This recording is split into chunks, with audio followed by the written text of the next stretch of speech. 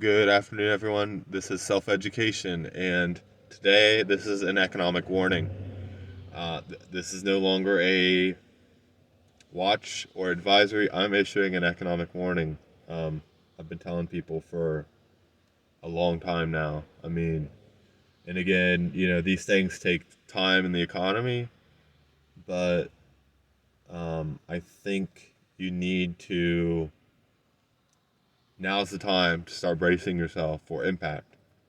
Um, when it will come, nobody knows, but it's coming. We all kind of feel it coming. People are starting to lose jobs. Things are starting to get sour with things, and you need to find there's little signs, that weird signs that I've even picked up on, that just they don't seem good. So um, brainstorm a few ideas. If you have an extra car, or if you can downsize cars, anything like that, now's the time to do it. If you have equipment, tools, anything of value laying around that just you've been meaning to sell, now's the time to do it. Furniture, anything of value, get rid of it now while you still can, while everybody still has jobs and the economy's still going. Again, we don't know. Nobody knows. If anybody tells you, I wouldn't believe them, because nobody knows. Nobody's a fortune teller. But if anybody tells you that, um, the economy's going to get bad next month, everything's going to be horrible, but it's coming eventually. It's everything can't be sunshine and rainbows forever, and I think that a big part of the psychology that goes into what we're experiencing now, as far as that, is um, it's been so long since we've had a bad recession. We had the 2020 COVID downturn, sure. The amount of funding that went into the economy then was it really, nobody felt a horrible impact of it, and the last major big downturn was 2008, 2009, and I think that that's long enough ago that a lot of people forget about that, and they forget what type of hardship, and people just think the good times are going to keep going and going and going. But now's the time. Over the last year, this is just something weird I've noticed. I pick up on these little things. I used to see on the Kroger app, when I do some of my shopping. I shop around. That's another thing that I would advise is, check your different sales at different places and see what's the best price where. Get an idea for, if you buy stuff regularly, where can you get the best price on it. Those pennies add up, and especially you may need them later. Just try to brace yourself. If it comes in the next year or two, you'll be better positioned to soften the blow. But with the app is where I was going with that is, a year ago I was seeing like 800 coupons that would, on the app regularly every week, different types of coupons, you know, some related to you, some are not even related to you.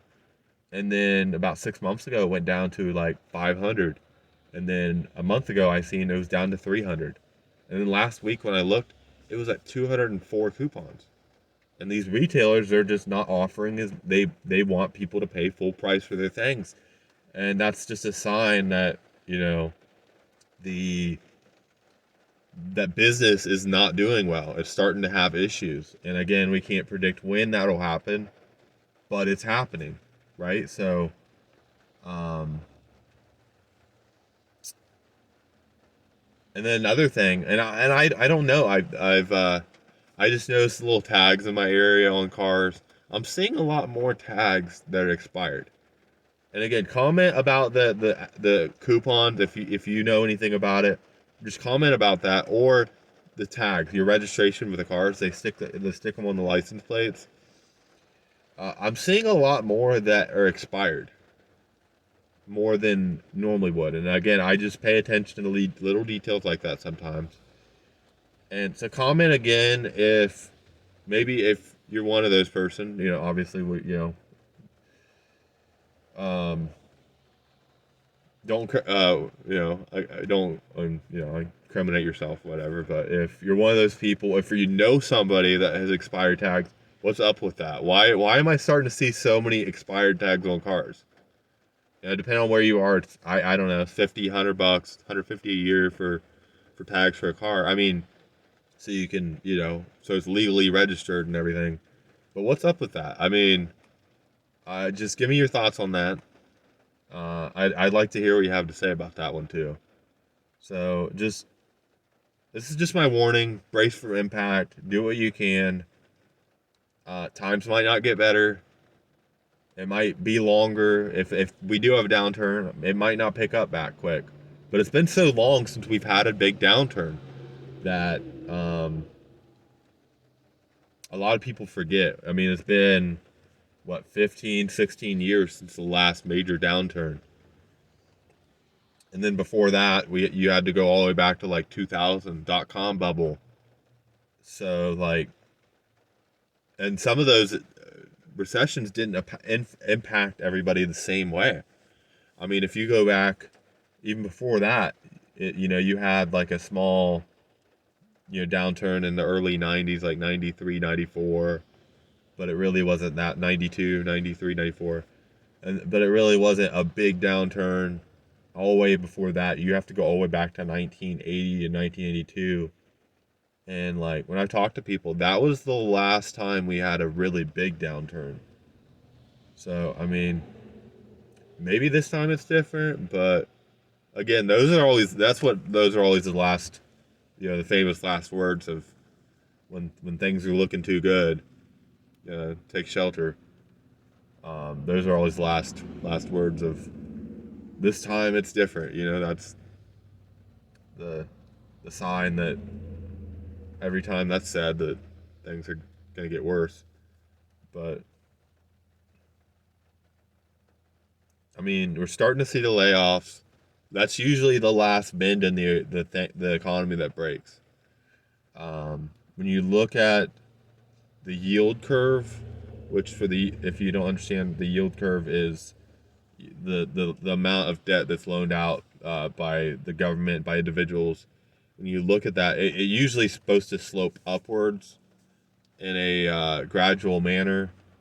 You get more money if you loan out. You're supposed to get less if you loan out 3 months, 6 months, a year, 2 years, 5 years, 10 years, 20 years, 30 years, and it's been inverted for a long time. That usually nobody says for sure that that's what causes the downturns in the economy, but it has to create some issues. That's my opinion. That has to create some issues in the economy, the yield curve inversion, because when you're getting more money to loan out for 6 months versus 10 years,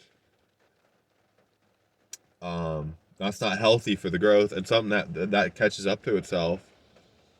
So, and that's been the 2-year and 10-year yield curve has been now inverted since July 6th of 2022. That's the longest it's been since 1980. Longest inversion. To this day, it's still inverted. If you're watching this video, it's still inverted, and it's still pretty, decently inverted, which is incredible. And almost every single time, going back in history, every time the yield curve is inverted, when it normalizes, which it hasn't happened yet, that's when you get your recession. Everything, we're going to have the soft landing, the economy's going to get through. It's not, we're not to that stage yet where we can say, all clear, we're in the good. That's a key sign I look at. So when you look into that, it hasn't normalized yet. When it will normalize, I'm watching every day that, to keep an eye on that. But that's something I would keep an eye out. When that 2 and the 10 starts to normalize, that's usually when you get the pain in the economy. It's usually when you have the job layoffs. We're starting to see some in some areas, but not big, not major layoffs. So who knows what will happen? But a lot of businesses are already on, you know, uh, you know, budget cuts and keeping things in line. They're not spending money out there investing in things willy nilly. So that's slowing down the economy there too. So this is not political. I don't think it's nothing to do with political. This is just these are economic forces at play. We got to keep eyes on them. But let me know what you think. Are we gonna have a recession? Let me know about that too. Are we gonna have a recession soon, or um, what are your thoughts on that? What are your thoughts on layoffs? Do you know if layoffs happening to anybody? Share that as well. Um, but I'm gonna wrap it up on that. Let me know what you think. Like and subscribe if you found this value information good. Thank you.